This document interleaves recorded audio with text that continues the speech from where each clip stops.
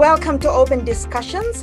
Well, this is our last of a series that Christine and I had for the past 6 months. And first of all, we would like to say thank you to everyone for joining us and our wonderful guests.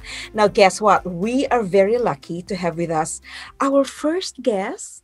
She's back on the show, and this time we're talking about something really, really exciting. It's all about food, but I will leave it to my wonderful, beautiful co-host to introduce our special guest. Go ahead, Christine. Thank you, Jackie. So our guest is Dr. Theresa Nicassio. She's a registered psychologist. She's an author. She's a humanitarian, and she's great with plants. And welcome, Theresa. And Theresa's going to be talking about the bigger picture when it comes to healthy eating. Welcome. Welcome, Dr. Nicassio. Thank you so much. I'm just really excited. The book was actually initially supposed to be called Yum, Food for Living. It became Yum, Plant-Based Recipes for a Gluten-Free Diet. Mm-hmm. But the Yum, Food for Living is really looking at the whole picture of our health. And it's the food for our mind, food for our body, food for our soul.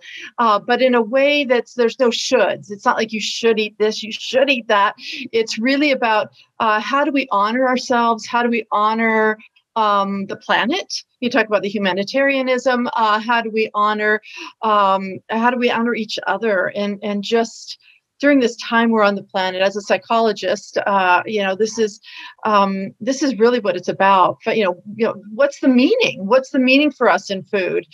So the book itself is won all these awards as a cookbook, but a lot of people go, you shouldn't call it a cookbook. I'm like, well, but it really is. I like to call it a philosophically grounded psychology book that uses food as a big metaphor, and the food is friggin' delicious. But as you know, I use a lot of images. It's a coffee table book because the images are another way of feeding ourselves and feeding our soul, which we'll get into today. That's exciting. And yes, I would love to have that book. Thank you so much. I have to get that to you. Yes. Yes. I already have a copy and I love it. And I like the name Yum. And there is beautiful pictures in there, beautiful recipes. And I mean, it suits all levels, like all taste buds, really. So wow. Vegan, vegetarian, it's wonderful and a good, tabletop book. Perfect. Yeah. Well, the best combination, yummy and healthy. Yes. Well, that's it. Yummy, healthy, and fun. Most importantly, fun and life-giving. Yeah. So what I wanted to talk about today, which it's implied within the book, but I thought I'd just have it be focused today, really about pulling together what's going on with the research from a psychologist view, from looking at the science of nutrition and anti-aging. They're looking at longevity research, and so I'm just basically pulling it all together. And I was just mentioning to you before today, where we were just talking just now, that it struck me that it comes back to the simple six questions: the who, what, when, where, how, and why. So why do we eat? What do we eat? How do we eat? And I think one of the problems that gets people stuck and just like with authors, I do a lot of speaking. I've done a lot of speaking to authors and talking about writing. And what a lot of people get stuck on is the what. What am I going to write about? And this is such a great topic. Well, the what is really flat. We all kind of know, and I mean, I could say some of the what here, right? So we all know that plant-based foods, having at least like 70 or 80% of what's on the plate be, non-starchy vegetables as a starting point. That we all kind of know that that's a starting point, and that's nutrient-rich. It's full of polyphenols and fiber and water density. I mean, our bodies are like almost 3/4 water. Having good fats, having those omegas in whatever form, the DHAs, having your flax seeds, ground flax, having your chia seeds, having your hemp seeds, good nuts, all that kind of stuff. We all kind of know that. And drinking, clean water is a good thing. Having foods that don't have pesticides, that haven't been poisoned. Those are all good things. Just having that the balance of multiple colors, with the different colors, there's different nutrients, and the fibers feed the microbiome, because those prebiotics we've discovered are perhaps even more important than the probiotic food. Probiotic food is great. I mean, we love our kimchis, perhaps, or our kombuchas and all that. But it's really about feed. You can have, just like we're talking about gardening. It's about gardening. We can have the plant, but if we don't give them the proper food, they don't thrive.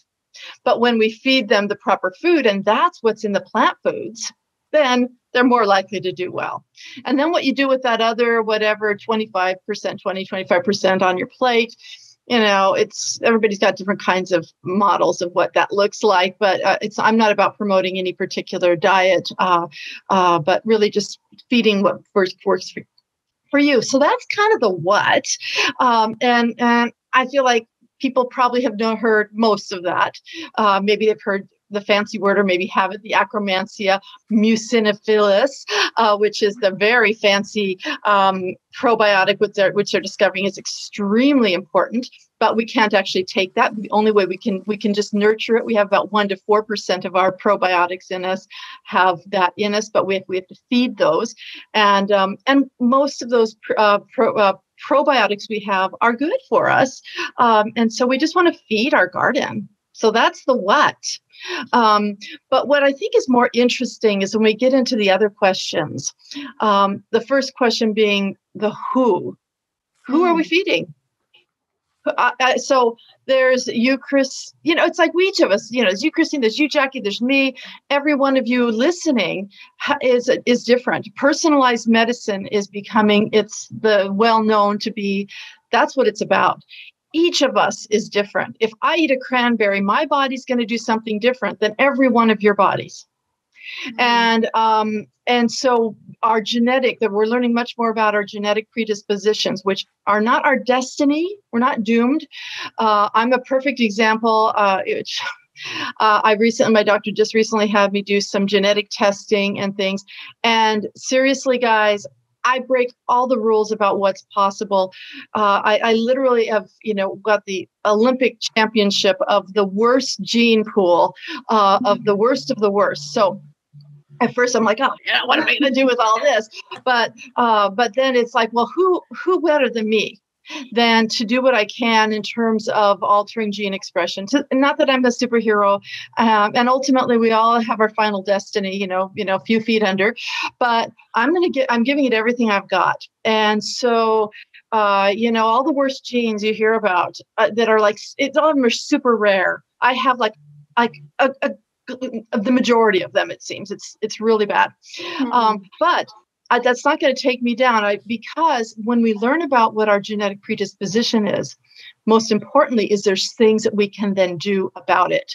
When we work with our medical professionals and see, okay, so maybe I don't have a lot of enzymes that help me digest fats, or to manage sugars, or handle different kinds of proteins.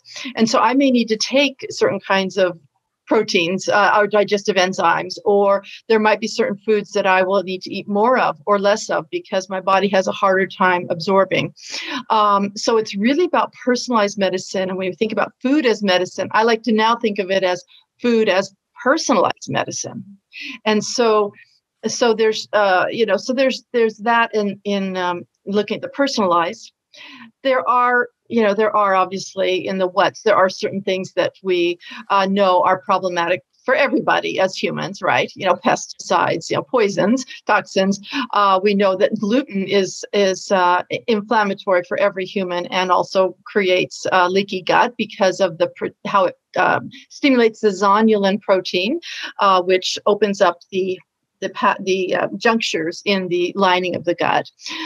We know that dairy is a problem for a lot of people, not everybody, but so there's certain things that might be kind of more general things, inflammatory with sugar, and those things that become sugar real fast, like refined starches, and that. So there's certain things like that. But so that's the personalized medicine. The who, we also have the second is the whole community that we're feeding. So that whole microbiome, there's billions or trillions of other plants or beings or microbes that we have to feed because there are certain nutrients that we need to get fed by, we can't eat, that they produce for us. So that's the other reason why feeding our microbiome is so important. All those little friends. So we're feeding a community. And just like a tree gives like 20% of its nutrients back to the soil to feed the microbes in the earth so that it can then get the nutrients back that it needs, that it can't produce. We do the same thing, only we do it within this moving body. So, yeah, so that's the who and a little bit about the what. And I don't know if you guys have any questions or thoughts about this, because I'm just throwing this out here. I'm all excited. Well, it is exciting when you get you would get your DNA checked once, and then it gives you a roadmap of where you need to improve. You're lactose intolerant, and it helps you using food for nourishment, but for healing, right? Mm-hmm. So for example, I learned that I have a high sensitivity to lectins, which really is a problem because you know how much I love my tomatoes, and but I also learned that there's things that that help protect the body. So that shield your body. This is a product that I've ordered, I haven't gotten yet, that when you eat it, that it helps to neutralize the impact of the lectins. So I'm like, okay, I don't know that I want to stop eating all of my tomatoes and peppers and quinoa and all that. But if there's ways that I can offset that and maybe down regulate, maybe not have as many tomatoes as I normally would have, that it helps to guide me in that process. Wow. Yeah. Amazing. How DNA can even will DNA testing also help us determine things that may cause a possible illness down the road, or? Yeah. So my family, it's like just about everybody's, heart disease and, diabetes, neurodegenerative, a lot of stuff.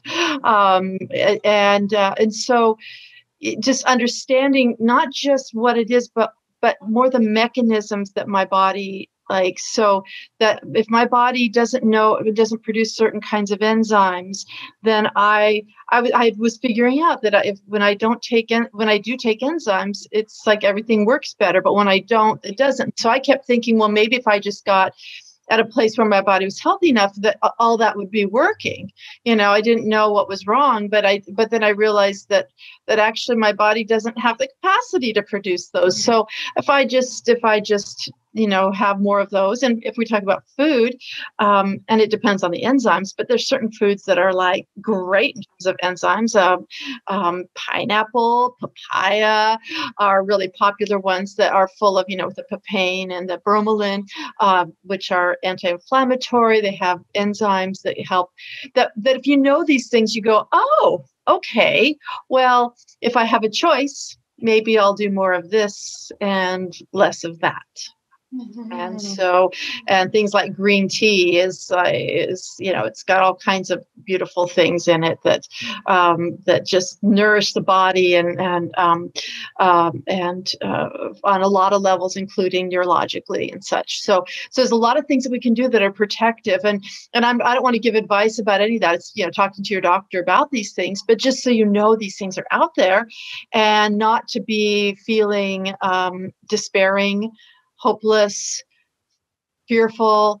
You go, okay, it's like, well, this is the information, and now I'm going to get a game plan. And so that's why I want to give that. That's the message with regard to that. But but I'd like to get into some of these other, because we talked about the who, what, and we have some other really important ones, including the why, which is, we'll get to the end, which is the most important. Yes. But talk about the who, what, when.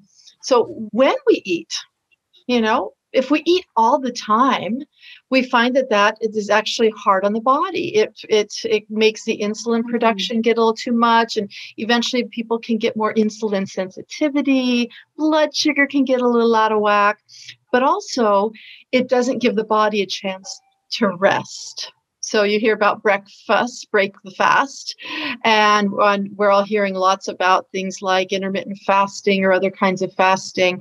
And again, these are things you would talk with your doctor about. But that great research, the Nobel Prize winner of 2016 in medicine, talking about autophagy. That's a good word for you for a party. Autophagy. Autophagy is the body's natural healing mechanism, which gets triggered when the body has had a time of rest, and that's one of the big reasons why a lot of doctors are talking about doing, at least intermittent fasting, and sometimes they'll suggest, 24 or 48 hours, or under medical supervision, longer term fasting can sometimes really up that for some very significant health benefits. And I've personally I've had some very significant health benefits with some medical supervised. I had a very large mass that actually shrunk through that process, which was because we activated that body's natural healing. Wow. Which is great.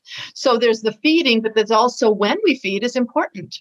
And also when we feed, do we feed when ourselves food, when there's all kinds of like chaos, when we're in the middle, when we're driving, when we're in the middle of a fight, those aren't the best times, because for the digestion to be maximized, we want to be in the rest and digest mode. So getting in a place of relaxation and peace, maybe nice music, right? Wow. That those are ways that we can, have that.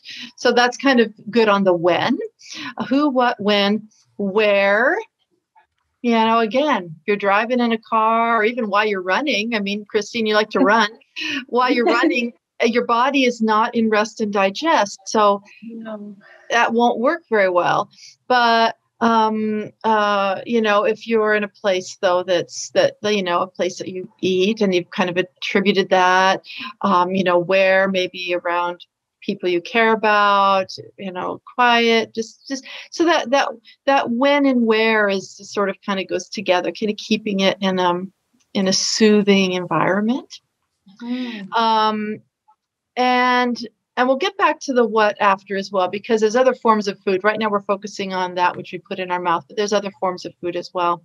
But the how, that gets to mindful eating. We've all heard about mindful eating. And with the mindful eating, it's like slowing it down and opening up all 5 of our senses, the smell, how it looks, how it feels in the mouth, how it tastes. So, just all of the 10 senses. And so we just engage in that, but also to that place of gratitude. Like, this is food that comes from the earth. And I know, Christine, you've been growing. I'm not sure, Jackie, if you do much gardening, but when you garden, you realize what a treasure. I mean, when you get that one little tomato, it's just like, oh yeah, this is magic. And we take it for granted so often. We just go to the grocery store, we just pick stuff up, and then, particularly when it becomes a habit where we just kind of shove food in our mouth, we lose the magic of it being a seed once, and whoever nurtured that and that took care of the soil and all those microbes that nurtured it, and all the people who handled it and lovingly picked it and chose it and packaged it, and it found its way maybe to the whatever place you purchased it from, the farmer's market or the store, and then you got it, and there was sometimes trucks or other kinds of vehicles. I was, from a sustainability, it can take a lot to bring, a pineapple to our doorstep, to our plate, and to go to that place of gratitude that for the sun that gave to it, and that now this life form is going to become part of me and the life form in me and all those life forms that I'm feeding inside of me as well. So when we go to that gratitude, it's that how it's so delicious and it actually tastes better. And they found with mindful eating, we actually absorb nutrients. We actually feed ourselves more fully, more completely. Yeah. So don't be in a rush when you eat. Basically, is trying to find that because food is to nurture and to refuel us or fuel us up for a run or whatever we're doing in our lives. Because as human beings, we need to eat. But that's great. The who, what, where, and when, and going to the why later. Yeah. And who we eat with then in that place of mindful eating is another big factor. And that's a big thing I indirectly am speaking to in my book, is that when we share food, it's one of the greatest acts of love we can do. And when we have someone share food with us, it's literally one of the greatest ways and most universal ways that we show that someone matters. And I actually take it to the next levels because also, if you think about it, there's certain people who are more often and some people who are less often invited to the table. So those who are more privileged are more often invited to the table. Those who maybe have challenges, who are different, who have different abilities and maybe have mental health differences, may be less likely to be invited to the birthday parties at school or to the holiday parties. And so this differentiation of where we exclude when we don't invite people to join us, and how the power of inclusion, because exclusion is the single most common and worst form of bullying. So look at how that connects with food and that sense of nourishment and mattering and nourishment of the soul. This is getting it back to the what. There's many ways that we feed our soul. And one of the ways is to be able to receive that love from others. Another is altruism. When we're able to pro-social, when we're able to do kind acts of kindness, it actually lights up different parts of our brain, and it nourishes our brain. It nourishes our body. It evokes different kinds of biochemicals, neurochemicals, hormones that are life-giving. So it gives back to us, but it also gives back to others. And so having that consciousness and going back to that humanitarian piece is it's so integrated into all of our experience as human beings, and where we can and really make a difference. And bullying, when people know they matter, they're less likely to get depressed. They're less likely to feel like they no longer matter and will end their lives. So we literally can help save people's lives by nourishing each other and opening our hearts and our tables to each other. That just goes to show that food does not only really nourish your body, but it nourishes your life and your relationships with people around you and your health, mental health.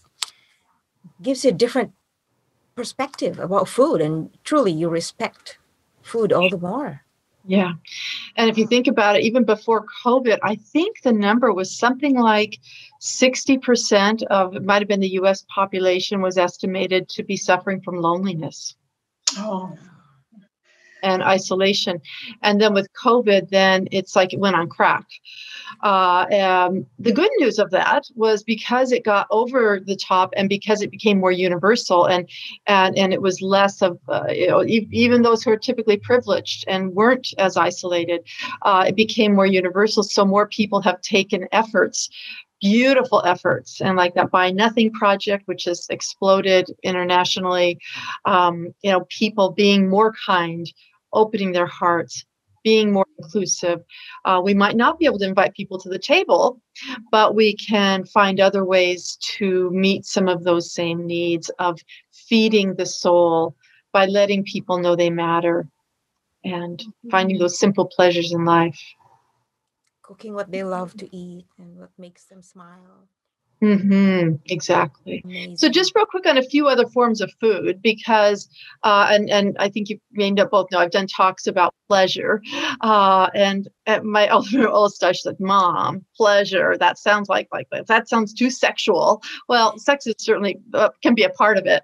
But there's so many forms of pleasure. And there's been actually more and more research on the concept of awe, AWE, about maybe 10, 15 years ago, I saw a fellow named Dr. Kirk Schneider. He's a psychologist, researcher. He did a book called The Rediscovery of Awe. And I loved that so much, his talk, and I bought his book. And this whole sense of that magnificence and allowing ourselves to receive from that magnificence of like beauty or a sunrise or a sunset or a piece of art or music that just moves us, or animals that are just like being so cute that we just it's something beyond ourselves, that it actually lights up again the prefrontal cortex, pro-social behavior. It also seems to stimulate more gratitude as well as the greater empathy in people. And I think you both know, on Facebook, I have this book, this group called Mindful Living, Loving Footsteps, where I'm kind of sneakily infusing this neurological food to help people to just like take in and enjoy and relish in the deliciousness in a place that's safe and not traumatic and not fear-based. Because the more we can bring in and invite that awe in our lives, then we are more enlivened and we feel more full. And this gets to even other things, because when we talk about, disordered eating, particularly like wanting to eat a whole lot, that's usually because we don't feel full. And the more we feel full by life and the different foods of life and exercise, 20 minutes a day can trigger the BDNF. It stimulates something called hormone, low-grade stress, which helps the body to heal and to grow in not extensive stress, but a little bit. It also stimulates the BDNF in our brain, which helps prevent Alzheimer's. It helps counter that, as well as other kinds of health benefits. So that's another way we feed ourselves, is by feeding the mechanisms that feed us, like the BDNF, like I mentioned, the autophagy, and those sorts of beautiful kinds of functions. The cleansing, having water-based foods helps to cleanse things. To sweat, we're able to nourish our body by allowing a lot of mechanisms to happen, but also the releasing of the toxins that maybe our body has a hard time releasing. And so those are some of the benefits. A few other. I mean, you can do reading, you can do, gardening, knitting. A lot of things can really inspire awe. Just looking at a butterfly or bees. You look at life, a beautiful flower. You can just sit and look at that flower and then look at it closer and closer and closer. That's what a lot of the pictures I did in my book was I was sneakily inviting people into this place of altered consciousness and joy by feeding the soul, feeding the eyes beauty, as opposed to trauma and distress. Feeding the soul. I find making food is very meditative, and I love, for me, serving it. It gives me great pleasure right. to feel like, oh, he's enjoying it. My husband's enjoying this. Right. So it means more to me than actually eating it, because I feel content enough that I took the time to make it. Yes, not that I'm a great cook, but I make, and it makes me feel really, really good inside. So feeding the soul. So yes, the soil and soul, which I think there's a reason that those are kind of close in word. But isn't it also, to make that for him and to know that you're easing his life and bringing healthy food to him, but also when you walk into the home and your child or your partner or a friend has made something. You smell it and you're just like, you immediately feel nurtured. It's very primitive because it's the first thing when we're born. We go when we go to our mama and we want to nurse, right? And then while we're nursing, we're looking in those eyes and having those eyes look at us with love. So it's a way that we can continue that sort of beautiful love. Yeah. Well, I remember after my eldest daughter went to culinary school, she taught me about plating and following what Christine said that she would cook. And, you feel so much fulfillment. Yes, because I even have so much fulfillment when now I've started plating the food. So you can see, these are the different colors. It makes me feel so happy just looking at it. I tell my kids, okay, 1 second, I'm going to take a photo and just plate. That's good. It's so great. And that's one of the great things on social media is people are sharing their pictures, right, on Instagram and on Facebook. And that brings up a really beautiful point. And that you hear about eating the rainbow. And it's, having different colors. Well, not just having different colors, but the more different foods, I forget what it is. They suggest like each week having at least 60 different foods, because very often we get into the habit of the same food items. And it's not that hard when you throw in a lot of spices, which is herbs and spices are so good for us. But it's like you go to the store, it's like, oh, there's like a purple sweet potato. Okay, let's try that. Or there's a different kind of an onion. Let's try that. All the different kinds of foods. And talking about like the resistant starches, those prebiotics. So some really great ones that maybe you haven't thought about are like those funky looking Jerusalem artichokes, sunchokes, or I can't eat asparagus. That kind of my body doesn't agree with me. It doesn't work for me. But asparagus, some of these onions, garlic, bananas, apples. What are some of the other ones that are fabulous? Regular artichokes, really, really chicory root, really feed the microbiome with those. So that it's like fertilizer that you get to give. And so when you eat it, and especially when you eat it, and that you have this intention to feed them, then you're putting even more love into it. And I think that it probably makes it even more beneficial with that. That's so true. So we shift to the why, the big, because we did exciting. the who. We can't wait. Yes. Who, what, when, where, how, and the why is really what it's all about. Why are you eating? Why are you wanting to nourish your body or your mind or your soul? And it gets to issues of purpose, which for longevity research, that's having meaning, purpose, and connections. You're talking about your daughter, Jackie, and that those are even more important than the actual food we put in our bodies or even exercise, it turns out, for the longevity. So why do you want to be here? And a lot of times people go, oh, I'm not doing anything special. I'm no Martin Luther King. I'm no, like some Nelson Mandela. It's not about that. It's about those little acts of service. It's about when you're walking down the street and you see someone and you smile and they smile back. Or you have a child and you love your child so much, like almost more than life itself, and you want to be there for them and you want to give them everything you've got. And I know you and I, Jackie, have talked a little bit about, parenting and of humans and we've talked, Christine, about, because I'm also a big animal person, with our pets who are also our children, and it's a different kind of love, but it's a love that's so pure, and so it can be to care for animals. It could be to reduce suffering. It could be to help educate people. It could help, like for you, Christy, you talk about how much running has touched your life, and you were on my show and you talked about that, and that you want to bring that to other people's lives. So look at all the education you've been doing and the transformation you've been doing, Jackie, with your life and your experiences and within you and your family, to be able to offer people hope and inspiration, that the why doesn't have to be something that's out of our reach. It can be as simple as picking a dandelion off of the ground and handing it to someone and making them smile. Wow. Wow. When you think of it in that perspective, it's just like, it makes you think, like, why? And it's wonderful. What's wonderfully said, Dr. Theresa Nicassio.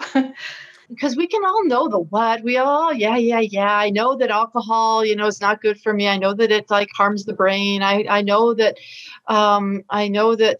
eating crap food, but yeah, what the hell? But then when you say, well, what the hell? Well, what the heck? Yeah. What the heck is I want to be here and I want to be healthy as long as I can. I want to watch. I want to nurture as much life as I can, have as many, nurture as many plants in the garden and helps, help the soil get regenerated as long as I can. I want to feel as healthy as I can while I'm here. I want to be able to love and be loved as long as I can. Then suddenly it gets easier to say, well, do I really want that glass of wine? Well, you know what? I think I'll have a few grapes instead. I'll get as much or more resveratrol out of those red grapes, and I will be honoring my body in a different way. But if we don't have the motivation, then we're not going to change our behavior because we don't like to change behavior. I know I don't. And as a psychologist of almost 35 years, I know that changing our behavior is the hardest thing we can do. But when we have the why, somehow it gets easier. Well, you know what? I'm never going to look at food the same again after this. I'm just going to really, you have so much respect for food and what it does to our being, to our soul, right? As Christine said, and it's awakening. It's an eye opener. Yeah. So when we just shift that perspective, it's a game changer, and that's really what with my book. That's really what it's about, and but in a way that is just fun and delicious and easy and all that. So this is the book, and a lot of you have probably seen it because it was like I saw online. Yeah, but obviously there's food pictures and pictures of garden pictures, but there's also, because we're talking about kind of food for the soul. Sometimes I give my clients the book for homework, not to do any of the food. I mean, they can do the food if they want, but because to help them when they feel out of whack, to open up to some of these double spreads. I don't know if you can see them very well. Oh, wow. Beautiful. Right? Did you take those photos yourself? I sure did. Yes. Oh my gosh. So it's like looking closer and Beautiful. closer. I'm thinking those are from your garden. Yep. About 90% are from my garden. 95% are from my tiny garden, and some like this lettuce I grew from seed in the front yard, and our tiny garden. But I realized later that I share a bit about my health story and having autoimmune disease, celiac disease, all that kind of stuff. But the biggest self-disclosure, I share stories and which are, it's very personal, but the biggest self-disclosure is actually the photos, because I'm sharing the world through my eyes and inviting people into that quiet world of me kind of communing with nature, communing with the bees, but that's where I like to help feed the soul. Yes. Inspiring. Where can you get a copy of the book? Yes. Well, you can get it from Amazon, or you can go to my website, which is just my name, theresanicassio.com, Theresa with an H. Yeah, so because I was thinking it would be kind of neat maybe to share, because it brings to life some of what I'm describing here. It's a story about it's what I have with my, zucchini and onions recipe. And it brings to life the relationship. So I'll just read it real quickly. Italian zucchini and onions. Even though he died when I was just 6 years old, my memories of Papa Ralph, my dad's father, couldn't be more vivid. As an Italian immigrant barber and shoe shiner, he had very few material things, which yet his loving and doting presence made us feel like royalty. I remember how Papa Ralph would always arrive at our home bearing gifts of pennies and Baby Ruth bars for us kids, delighting in our excitement to see him and embrace him. Then he would take over the garden. With his green thumb, this sweet grandfather planted fig and other fruit trees with each visit. Finally, we would watch him floating around the kitchen, transforming it into an incredibly magical wonderland of smells and tastes from the old country, which only filled the air when he was around. This is one of the dishes I remember him cooking. The sweet fragrance of the onions sautéing with the zucchini was intoxicating.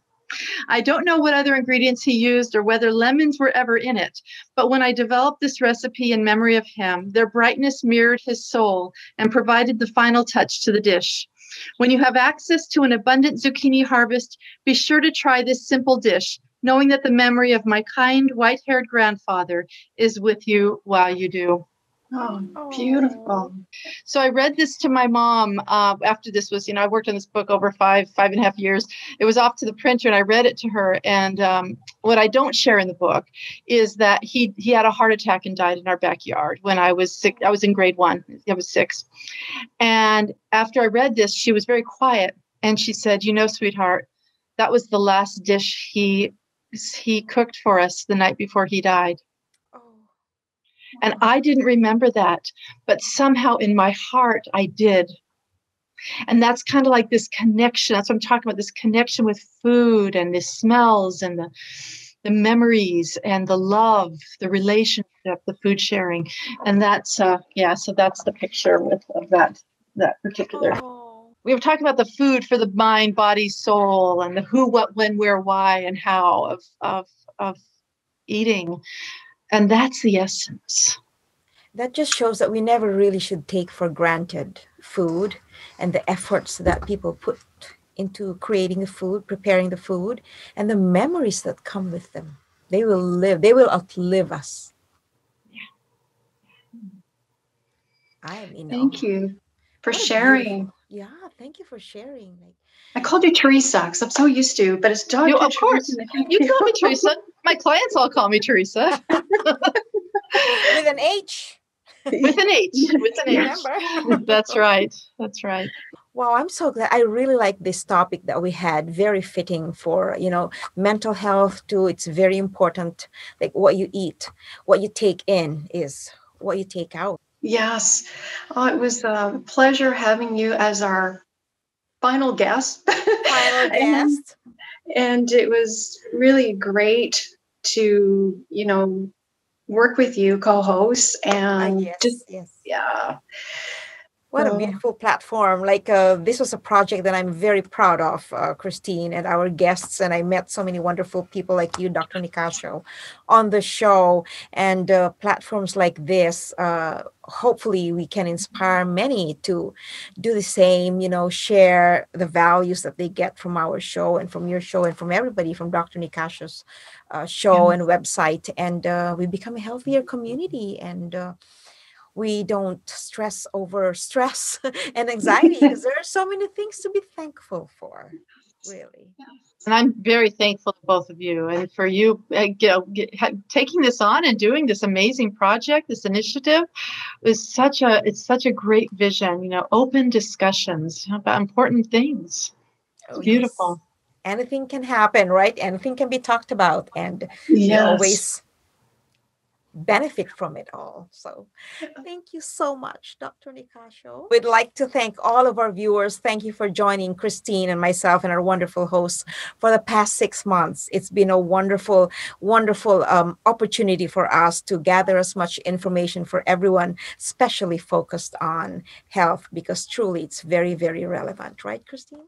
Thank you. It was lovely working with you, Jackie. And, we're signing off and never know. And Dr. Nicassio? What a privilege. What a privilege to be. I feel like it's sort of like the bookends of your beautiful project and a project which as I see my work as a psychologist and my work as an author, and the work that you guys have been doing and what I was doing with my show, with my radio show as well, is it's all about love. And the more we can embrace that, and for everybody out there watching, to just trust in that. We can get caught up in fear. We can get caught up in pandemics. We can get caught up in all kinds of things. But if instead we choose gratitude and love, we can't go wrong. So on that note. Bye. Okay. Okay, bye. Namaste. Namaste. Bye for now.